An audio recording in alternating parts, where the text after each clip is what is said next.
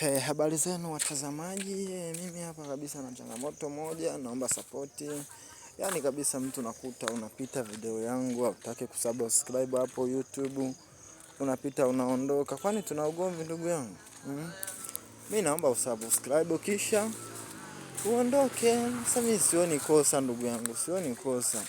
Alafu cha kwanza, kumbuka kwamba kuna kufa. Ukifa ni lazima utahojiwa ulifanya nini. Sasa Mungu akikuta au kunisaidia mimi, utakuwa wa nani jamani?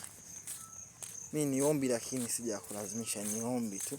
Wewe unaitazama hii video, wenda ujui maana ya kusubscribe hapo. Utabonyeza kwa karama keupe ambako kako chini kabisa hapo kwenye video, hapo ndo utakuwa umesubscribe kwa hapo.